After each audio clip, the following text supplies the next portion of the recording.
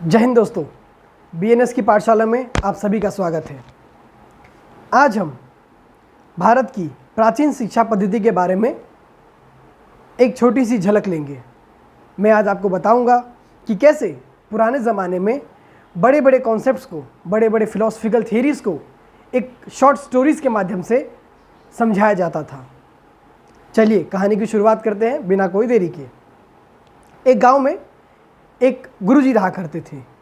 उस गुरुजी की एक सुंदर, बहुत सुंदर बेटी थी और उस गुरुजी के 3 शिष्य भी थे। तीनों एक से बढ़कर एक होनहार, एक से बढ़कर एक विद्वान।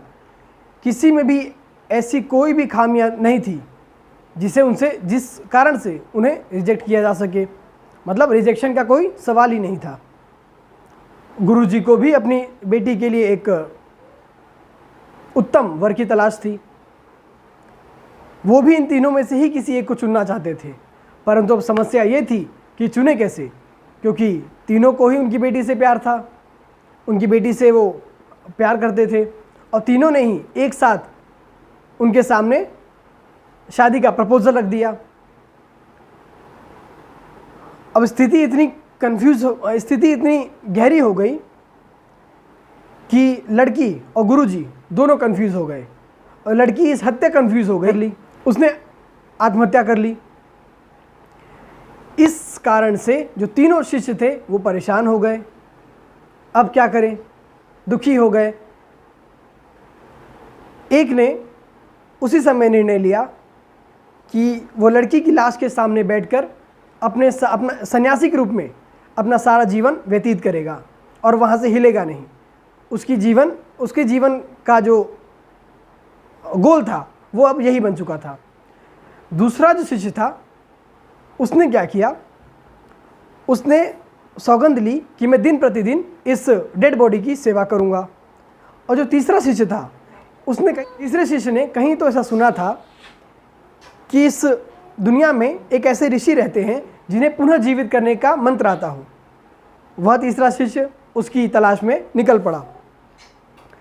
बहुत साल बाद उसे वो ऋषि मिल गए। उसने उनसे ये विद्या सीखी और पुनः आकर इस लड़की को जीवित कर दिया। सब खुश, तीनों खुश और लड़की फिर से जीवित हो उठी। अब तो वो और सुंदर और गुणी हो गई थी। अब वापस तीनों कैंडिडेट्स में मुकाबला हो गया कि इससे शादी करेगा कौन, इन तीनों में से इससे शादी करेगा कौन। ये कन्फ्यूज़न फिर से खड़ा हो गया। अब आप लोग मुझे कमेंट सेक्शन में ये बताइए कि लड़की इन तीनों में से किससे शादी करेगी और क्यों करेगी। आप अपने हिसाब से उत्तर चुनिए और उसका रीज़न कमेंट सेक्शन में ज़रूर लिखिएगा। चलिए आते हैं अब इस कहानी के क्लाइमेक्स पर। लड़की ने सन्यासी को अपना वर चुना। जो शिष्य सन्यासी बन चुका था उसे अपना वर चुना। पर क्यों? What was the reason behind it? Reason simple था। जिस लड़के ने विद्या सीखकर उस लड़की को पुनः जीवित किया, तो अकॉर्डिंग टू इंडियन फिलॉसफी जीवन देना पिता का काम होता है। जीवन देना पिता का कर्तव्य है। इस वजह से पहला लड़का रिजेक्ट हो गया। दूसरा लड़का था जिसने इतने सालों तक उस डेड बॉडी की सेवा की। तो सेवा करना अकॉर्डिंग टू इंडियन फिलॉसफी, सेवा करना जो है वो पुत्र का कर्तव्य होता है, इसलिए वो भी चला गया। और जो तीसरा लड़का था जो सन्यासी बन चुका था, उसने अपनी प्रेम में गहरी प्रतिज्ञा ली थी और वो सब कुछ त्याग कर चुका था। जो त्याग है अकॉर्डिंग टू इंडियन फिलॉसफी, जो त्याग है वो प्रेम को दर्शाता है, क्योंकि त्याग प्रेम में ही किया जा सकता है। इस वजह से उस लड़की ने सन्यासी को चुना। कैसा लगा आपको ये कहानी? और इस कहानी के माध्यम से हमने 3 गहरी फिलॉसफीज को जाना। पहला पिता का कर्तव्य, दूसरा पुत्र का कर्तव्य और तीसरा प्रेमी का कर्तव्य। ये अब मैं चलता हूँ।